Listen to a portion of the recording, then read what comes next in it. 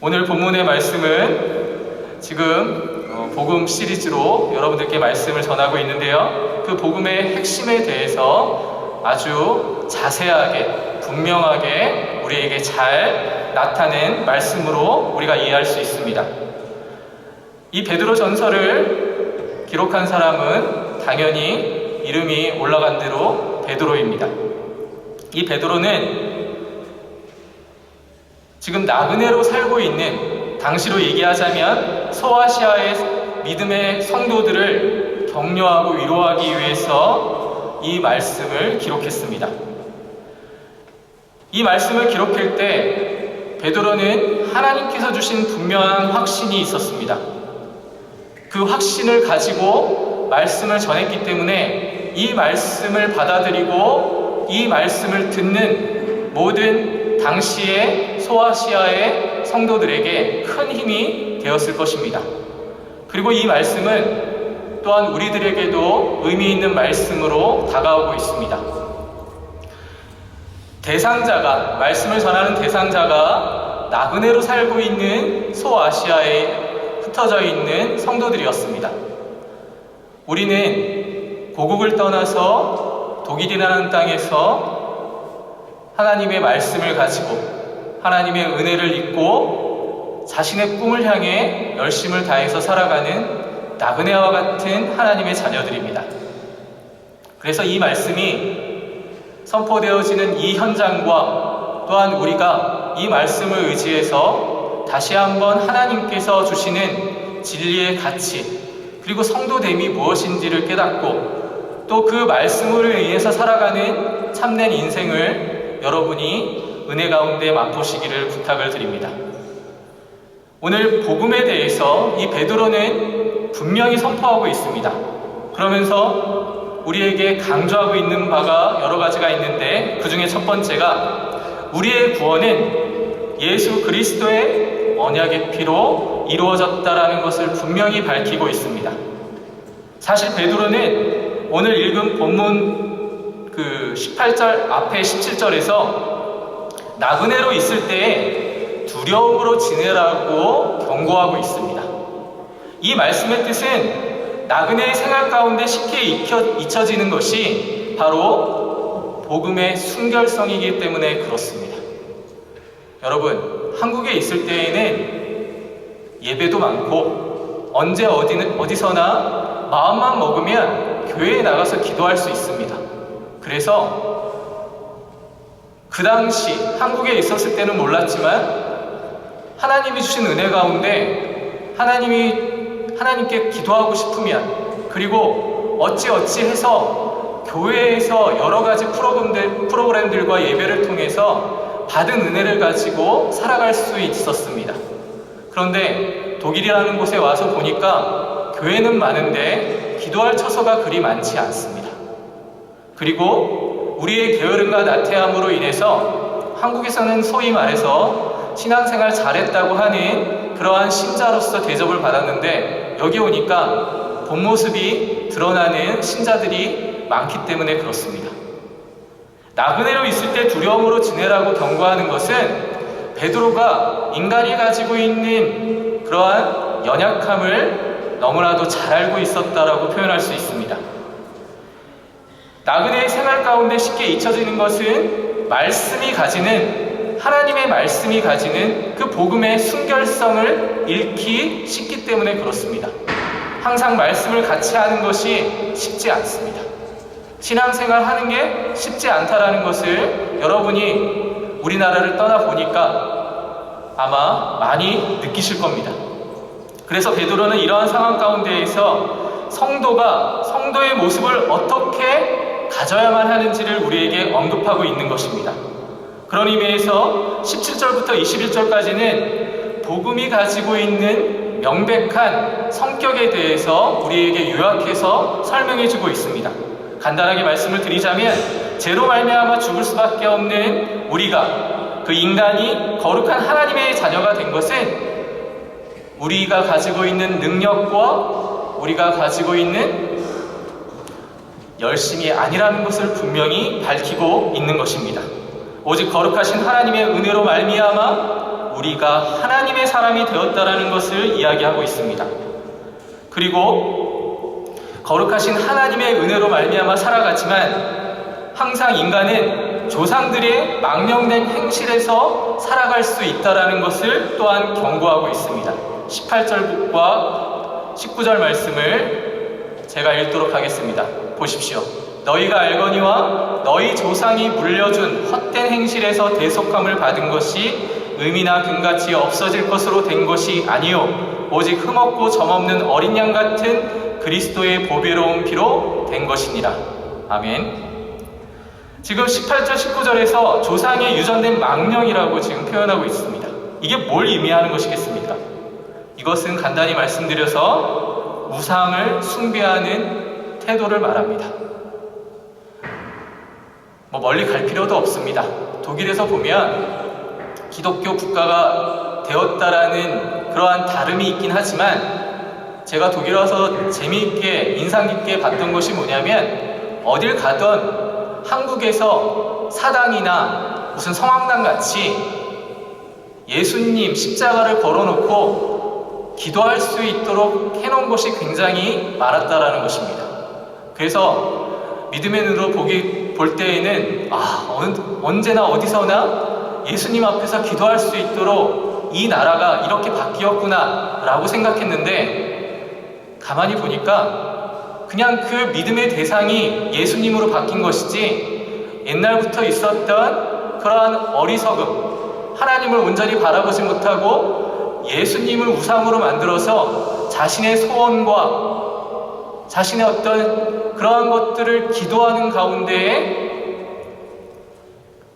예수님의 십자가마저도 우상으로 섬기는 것들을 저는 목격했습니다.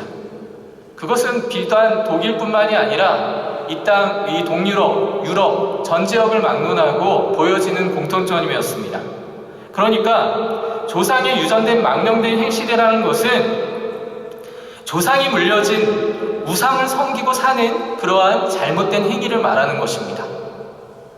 아까 우리 김범규 집사님께서 기도 가운데 그 말씀을 해주셨지만 우리는 알게 모르게 정말 우상을 섬기는 것에 큰 두려움이 없다라는 것을 발견하게 됩니다. 물론 세상은 재미로 영화와 드라마 할 것 없이 조금만 눈을 돌리면 우상을 섬길 수밖에 없는 그러한 생활 환경 속에서 살아가고 있습니다. 그래서 심지어 그리스도인이라고 하면서 아무렇지도 않게 점을 치러 가기도 하고 여러분 재미로 카드점이나 올해의 운세, 오늘의 운세 이러한 것들을 재미로 보는 분들이 상당히 많은 것을 주변에서 보게 됩니다. 그건 분명히 말씀드리지만 하나님이 허락하시지 않는 신앙의 태도라는 것을 여러분 아셔야 합니다. 조그마한 것을 허용하게 되면 그 조그마한 것이 점점 커져서 여러분들의 마음을 좀먹게 되는 것입니다. 그래서 성경은 끊임없이 이러한 것들에 대해서 조심하라고 분명하게 선포하고 있다는 것을 여러분이 유념해서 말씀을 보셔야만 합니다. 19절 말씀을 보시면 오직 흠없고 점없는 어린 양 같은 그리스도의 보배로운 피로 여러분이 그렇게 예수 그리스도의 공로로 구원을 받았습니다. 그런데 어찌 다른 것들에 마음을 쏟을 수 있겠습니까? 우리의 구원은 행위로 된 것이 아니라는 말씀은 우리는 자랑할 것이 없다라는 것입니다. 하나님이 여러분을 하나님의 자녀로 삼아 주시겠다라는 무조건적인 선택과 사랑이 아니면 우리는 하나님의 사람이 될 수 없는 존재라는 사실을 우리는 결코 잊어서는 안 되는 것입니다. 오직 예수 그리스도의 거룩한 피가 우리를 구원하셨고 우리를 하나님의 자녀로 삼으신 것이라는 것을 잊지 마셔야 합니다.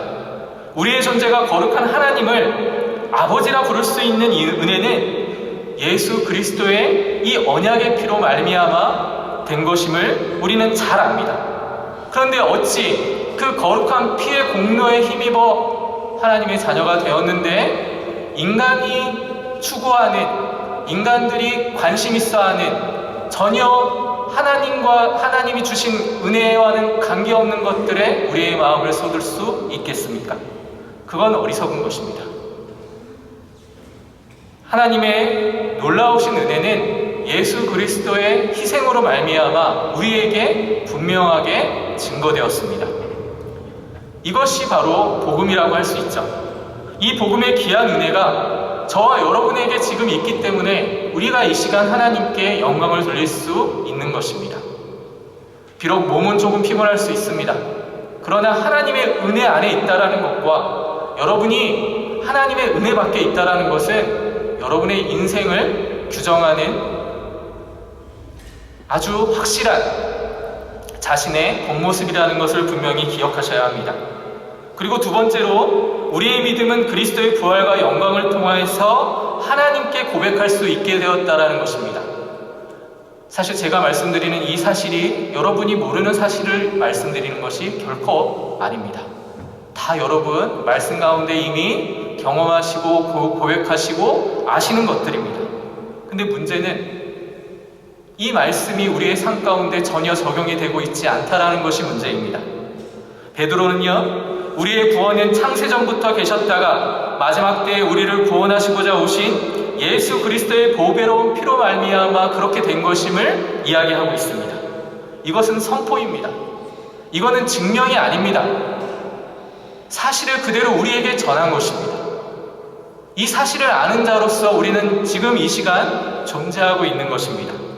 그리고 베드로는 한 단계 더 나아가 우리가 하나님을 믿을 수 있는 이 믿음의 고백이 바로 하나님이 우리에게 베푸신 은혜요 사랑임을, 그리스도를 고백할 수 있게 된 이 모든 것이 하나님의 놀라우신 은총임을 고백하고 있는 것입니다. 그래서 베드로는 우리의 믿음의 고백은 바로 하나님이라는 사실을 분명히 밝히고 있습니다. 21절 말씀을 보십시오. 너희는 그를 죽은 자 가운데서 살리시고 영광을 주신 하나님을 그리스도로 말미암아 믿는 자니 너희 믿음과 소망이 하나님께 있게 하셨느니라. 아멘. 바로 이것입니다. 믿음의 본질은요, 바로 여호와 하나님을 섬기는 것입니다. 여러분이 우상을 섬기는 사람들이 아니지 않습니까? 썩어 없어질 것들을 믿고 따르는 하나님의 자녀들이 아니기 때문에 진정한 생명, 하나님만이 생명 되신다라는 것, 그분에게서 허락된 진리만이 우리의 생명이 된다라는 사실을 여러분은 사실 다 압니다. 그런데 자꾸만 우리는 안다라는 것에 취해서 실제로 세상에서는 하나님의 기대와는 전혀 다르게 살아가는 모자란 그런 부족한 성도의 모습을 나타낼 때가 많습니다. 그러나 여러분, 성도는요, 이 믿음의 본질을 이미 소유한 자들입니다. 그래서 우리의 믿음과 소망이 하나님께 있다는 것을 아는 것에서 그치는 것이 아니라 그 아는 것이 우리의 삶으로 나타나야만 한다는 것을 여러분 기억하시기 바랍니다. 이것은 하나님께서 우리에게 허락하신 은혜이기 때문에 그렇습니다. 여기서 분명히 한 가지 더 살펴봐야 하는 것은 하나님을 믿을 수 있다는 것은 예수 그리스도의 공로를 통해서 이루어진 사건임을 우리에게 명백하게 밝히고 있습니다. 예수님은 하나님으로부터 부활과 영광을 받았고 그리고 이 부활과 영광을 우리에게 허락하셨습니다. 그래서 예수님을 통해서 하나님을 믿을 수 있게 됐다는 것은 인간의 머리로는 이해할 수 없는 엄청난 사건이요, 엄청난 축복이 되는 것을 여러분이 잊으셔서는 안 됩니다. 그래서 베드로는 이방인과 유대인들이 섞여 있는 소아시아 지방의 그리스도인들에게 이렇게 분명히 얘기하는 것입니다. 우리의 믿음과 소망의 근거는 바로 죽은 자 가운데서 부활하시고 하늘로 승천하사 영광 받으신 예수 그리스도에 있다. 이 말씀을 모르시는 분들은 없으실 것입니다. 근데 이 말씀을 왜 선포해야만 하는 것입니까? 머리로 이해하는 것은 아는 것이 절대 아닙니다. 여러분의 삶으로 이 모습이 드러나야만 하는 것입니다. 이것이 우리의 신앙의 고백이 되어야만 하는 것이요, 이 신앙의 고백을 바탕으로 우리가 살아가야만 하는 것입니다. 우리의 믿음의 고백이 부활하시고 승천하사 영광을 받으신 예수 그리스도를 통하여 하나님께 나아가는 것, 이것만큼은 절대 잊으셔서는 안 된다는 것입니다. 또한 이것을 그래서 아는 데서 그치는 것이 아니라 어떻게든 삶의 모습으로 이제 나타내야 되는데, 이것이 베드로는 어떻게 설명하고 있는지를 한번 보십시오. 우리의 삶으로 어떻게 드러나야 되는지를 여러분이 분명히 아셔야만 합니다. 그것은 진리를 순종하는 거룩한 삶으로 나타나야만 하는 것입니다. 이것을 성화라고 합니다. 그리스도인들은 이러한 아름다운 모습을 그리스도의 공로로 말미암아 그리스도의 사랑으로 말미암아 깨닫게 되었기 때문에 이것이 삶과 연결되어야만 하는 것입니다. 요한복음 13장 34절 말씀을 보시면 이렇게 기록하고 있습니다. 새 계명을 너희에게 주노니 서로 사랑하라. 내가 너희를 사랑한 것 같이 너희도 서로 사랑하라. 왜 이 말씀을 하시는지 아시겠습니까? 우리는 사랑할 수 있는 실력이 없습니다. 죄송한 얘기지만 우리가 교회 안에 있다고 하지만 사람에 대해서 실망하고 사람과의 관계 속에서 시험을 받고 상처를 주고 그리고 그 핑계를 대고 교회를 안 나오시는 분들이 너무나 많습니다. 물론 베를린 선한목자교회는 없는 줄 믿습니다. 하지만 여러분, 차라리 교회 안에서 다투고 싸우십시오.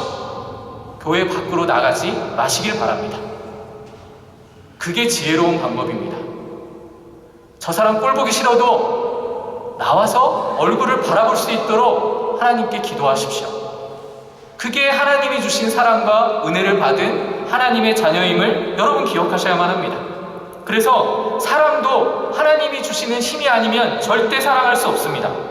사랑의 모습은 그리스도인에게 있어서 중요한 모습입니다. 바울은 고린도 교회에 보내는 편지에서 애언하는 능력, 사람의 방언, 천사의 말을 하는 사람도 사랑이 없이는 소리나는 구리요 울리는 꽹과리라고 분명히 이야기했습니다. 사랑이 없는 행위는 아무런 가치가 없는 것입니다. 베드로도 22절에 거짓이 없는 마음으로 형제 사랑하기를 뜨겁게 하라고 말씀하십니다. 사랑은 하나님이 주신 은총입니다. 사랑하지 않고서는 하나님의 말씀을 행하는 자가 아니라는 사실입니다. 우리는 여기서 베드로의 이러한 선포를 잘 기억해야만 하는 것입니다. 지금 베드로는 구원받은 성도의 삶을 말하였습니다.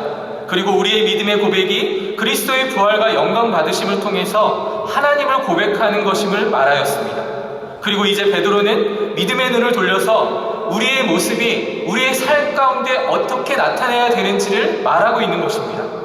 구주를 고백하면서 삶으로는 주를 나타내지 않는 것은 믿음을 받은 자의 모습이 아니라는 것입니다. 하나님을 사랑하고 이웃을 사랑하는 것은 그리스도인의 아름다움입니다. 이것은 인간의 본성과는 반대되는 것입니다. 하나님이 주지 않고는 할 수 없는 행위입니다. 가끔 교회에 도움을 요청하시는 분들이 종종 찾아오시거든요. 제가 가진 이성으로는 도움을 드리고 싶지 않습니다. 그런데 어떻게 해야 합니까? 하나님의 사랑으로 그냥 베푸는 것입니다. 여러분들도 마찬가지 아닙니까? 하나님의 사랑이 아니면 행할 수 없는 실력을 가진 게 우리들의 모습이라는 것을 기억하셔야 합니다. 그래서 거룩한 그리스도인의 삶으로 살아간다는 것은 전적으로 하나님께 의지하는 삶이요, 그분이 허락하신 삶을 그냥 믿음으로 순종하는 삶임을 다시 한번 기억해야만 하는 것입니다. 믿음이 성숙한다는 것은 바로 이런 의미가 있습니다. 나의 실력으로는 그 믿음의 성숙을 보일 수 없습니다. 그러나 하나님께 순종하는 모습을 통해서 조금씩 배워가야만 하는 것입니다. 한 가지 더 생각해야 하는 것은 이러한 거룩한 삶은 어떻게 이루어져야 하는 것임을 지금 베드로가 뭐라고 얘기하는지 여러분 반드시 기억해 주시기를 부탁을 드립니다. 22절 말씀을 한 목소리로 같이 한번 읽도록 하겠습니다. 같이 한번 읽겠습니다. 너희가 진리를 순종함으로 너희 영혼을 깨끗하게 하여 거짓이 없이 형제를 사랑하기에 이르렀으니 마음으로 뜨겁게 서로 사랑하라. 보십시오. 베드로가 지금 우리에게 제시한 말씀이 뭡니까? 너희가 진리를 순종함으로 너희 영혼을 깨끗하게 하라고 얘기하고 있습니다. 베드로는요, 우리들의 영적인 거룩함의 그 방법을 바로 하나님 말씀에 순종해 두고 있는 것입니다. 우리가 깨끗하게 한다고 노력한다고 되는 것이 아니라 바로 하나님이 허락하신 말씀에 순종할 때 이것이 가능하다라는 것을 베드로는 밝히고 있습니다. 우리 믿음의 본질적인 거룩한 삶의 시작은 바로 말씀의 순종에 있다는 사실을 여러분은 아셔야만 합니다. 이 말씀의 순종이 우리로 하여금 죄로 죽을 수밖에 없는 우리들을 그러한 삶에서 벗어나게 할 수 있다라는 그 은혜의 방법을 가르쳐주고 있지 않습니까? 하나님의 백성으로 살게 되는 것은 이 방법밖에 없다라는 사실을 보여주고 있습니다. 이 말씀이 우리의 내면을 치유해야만 하는 것입니다. 우리를 치유할 수 있는 능력은 우리를 만드신 하나님의 말씀밖에는 없는 것입니다. 우리를 하나님의 말씀으로 의로 교육하기에 우리는 하나님의 사람이 될 수 있는 것입니다. 히브리서 기자의 고백을 다 같이 한번 읽어보도록 하겠습니다. 히브리서 4장 12절 말씀 한번 주보에 나와 있고 앞에 보일 줄 믿습니다. 같이 한번 읽겠습니다. 하나님의 말씀은 살았고 운동력이 있어 좌우의 날선 어떤 검보다 예리하여 혼과 영과 이 관절과 골수를 찔러 쪼개기까지 하며 또 마음의 생각과 뜻을 감찰하나니. 아멘. 이게 말씀이 가지는 능력입니다. 이 말씀의 능력을 맛보고 살아가십니까? 아멘으로 순종하시면 됩니다. 하지만 이 말씀의 능력이 여러분의 삶을 바꾸지 못하고 있다면 여러분은 아직까지 갈 길이 먼 사람들이라는 것을 아셔야만 합니다. 디모데후서 3장 16절에 성경이 주는 영적인 교훈이 무엇인지를 분명히 선포하고 있죠. 모든 성경은 하나님의 감동으로 된 것으로 교훈과 책망과 바르게 함과 의로 교육하기에 유익하니. 이건 이론이 아닙니다, 여러분. 이 말씀이 우리를 이렇게 바꾸기까지 우리의 삶이 그렇게 믿음의 순종으로 이루어져야만 하는 것입니다. 이것이 없다면 여러분은 성도라는 말씀을 감히 드릴 수 없습니다. 이건 분명합니다. 구약의 시편 기자도 분명히 말씀을 통해서 하나님 말씀이 가지는 가치에 대해서 우리에게 설명해 주고 있습니다. 우리 청년들 한 목소리로 크게 같이 읽어주시기 바랍니다. 시편 119편 9절 말씀입니다. 청년이 무엇으로 그 행실을 깨끗게 하리이까? 주의 말씀을 따라 상가할 것이니라. 여러분, 우리는 죄로 죽을 수밖에 없는 존재요. 조금만 마음을 하나님께로 맞추지 않으면 죄를 향해 나아가는 존재들입니다. 우리 사랑하는 청년 여러분은 하나님의 말씀으로 하나님께서 지키시는 하나님의 자녀들입니다. 그 말씀에 순종해서 죄와 싸우시길 부탁드립니다. 비록 한국이 아닌 나그네와 같은 인생을 살아간다고 해서 때로는 힘들고 고통스럽다 할지라도 하나님이 여러분과 함께 하신다는 사실을 잊으시면 안 됩니다. 그것을 여러분이 상실하게 되시면 여러분은 여러분이 아닌 게 되어버리는 것입니다. 그래서 우리 다음 세대를 책임지고 이 세대를 책임져야 될 청년들은 이 말씀을 마음판에 새겨 놓으셔야만 하는 것입니다. 시편 119편 105절 말씀 한 목소리로 읽겠습니다. 주의 말씀은 내 발의 등이요 내 길의 빛이니이다. 여러분이 이렇게 살아갈 수 있는 사람임을 하나님은 이야기하고 계십니다. 그런데 이 말씀과 상관없이 나태하고 게으른 모습으로 살아가고 있다면 회개하십시오. 하나님은 여러분을 그런 사람으로 두고 싶어 하지 않으십니다. 진리의 말씀을 읽는 자와 듣는 자와 그 말씀을 순종하는 자에게는 복이 있다라고 계시록 말씀에도 분명히 기록하고 있습니다. 이 모든 말씀은 사도들이 하나님의 말씀을 우리에게 전달해 준 것입니다. 거짓말이 아니라는 것입니다. 여기 앞에 있는 목사가 만들어낸 말이 아닙니다. 이미 하나님이 우리에게 허락하신 말씀입니다. 계시의 말씀. 그렇기 때문에 여러분 말씀에 순종하십시오. 거룩한 삶은 그래서 선택이 아닙니다. 살아도 되고 안 살아도 되는 것이 아니라 그리스도인의 삶의 중심이 되어야만 하는 것입니다. 그래서 믿음의 진보, 믿음의 성장은 성화의 삶과 연결되어 있고 이 성화의 삶은 하나님의 말씀과 연결되어 있는 것입니다. 하나님의 사람인데 하나님의 말씀에는 귀 기울이지 않고 여러분 세상의 진리에 대해서 귀 기울이지 마십시오. 그건 버려질 것이요 썩어질 것들입니다. 여러분들을 살아 역사하게 움직이게 만드는 것은 하나님의 말씀, 생명의 말씀밖에는 없다라는 것을 분명히 아셔야만 하는 것입니다. 예수 믿어도 사랑이 없고 서로 협력하는 것이 없고 이해하지 못하고 시기 질투만 가득하고 교회와 사회를 위하여 봉사하는 것이 힘들어진다. 그건 그리스도의 모습이 아닙니다. 스스로가 나는 사단에 속한 자라는 것을 증명하는 것입니다. 바로 이런 자리에서 여러분 벗어나시기를 바랍니다. 한 교회에 다니면서도 서로를 이해하지 못하고 협력하지 못하는 것은 지금 믿음의 초보에 있다는 것을 스스로 증명하는 것입니다. 그릇된 신앙의 삶을 살고 있다라고 감히 말씀드릴 수 있습니다. 교회는 다녀도 여전히 내 삶 속에서 복음의 진리로 살아가지 못한다는 것은 하나님 말씀의 능력을 믿지 못하는 자들의 모습입니다. 복음의 능력은 우리를 전부 다 바꿀 수 있습니다. 하나님의 사람으로 바꿀 수 있는 것입니다. 말씀이 없이는 거룩한 삶을 절대 살아갈 수 없습니다. 사랑을 나누어주는 삶은 하나님이 허락하신 능력 안에서만 가능한 것입니다. 이러한 삶은 하나님 말씀을 순종함에 있다는 것을 여러분 기억하십시오.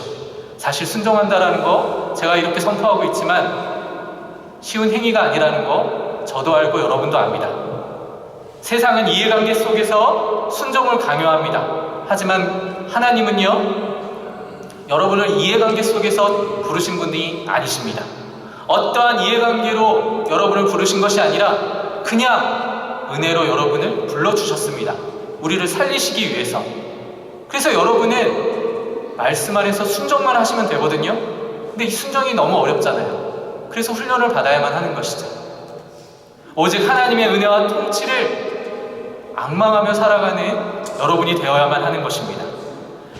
베드로는 그래서 25절 하반절에 이렇게 이야기하고 있습니다. 너희에게 전한 복음이 곧 이 말씀이니라. 제가 이제까지 설명한 이 말씀의 모든 것이 지금 말씀 안에 이미 우리에게 허락되었고 이미 우리가 받고 들었습니다. 그러면 우리는 핑계할 수 없습니다.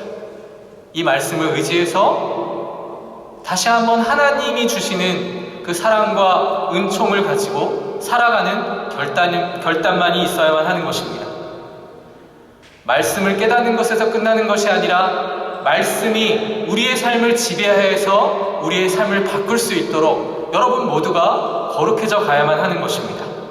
이것이 하나님께서 우리에게 허락하신 은혜입니다. 하나님을 아버지로 부르는 그런 은혜를 우리에게 허락하셨고 우리를 빛의 자녀로 살기 위해서 지금도 하나님이 여러분들보다 먼저 앞서 계시고 말할 수 없는 탄식으로 기도하고 계신다는 것을 분명히 아시길 바랍니다. 왜냐하면 우리의 능력으로는 그렇게 될 수 없는 존재라는 것을 우리를 창조하신 하나님께서 모르시겠습니까? 하나님의 말씀에 의지한다는 것은, 하나님 말씀에 순종한다는 것은 그분의 존재를 인정하고 그분께 모든 걸 맡기는 것을 이야기하는 것입니다. 기독교 신앙은 세상적인 지혜로 계산하고 재고 그런 것이 아닙니다. 순종하는 것입니다. 말씀의 순종, 그 말씀의 순종이 여러분을 하나님의 사람으로 만들어 갈 것입니다. 나 자신을 향한 어둠의 시선과 판단을 주님 앞에서 내려놓고 그분께서 주시는 샘솟는 그 하나님의 사랑과 맞닥뜨리는 그러한 여러분이 되시기를 바랍니다. 나를 잘 아시는 것은 오직 하나님, 나를 창조하신 그분밖에는 없다라는 사실을 분명히 아셨으면 좋겠습니다. 이 모든 것이 하나님께서 우리에게 주신 은혜임을 아시면서 이번 한 주도 하나님이 주시는 마음으로 여러분 죄와 싸우시기를 바랍니다.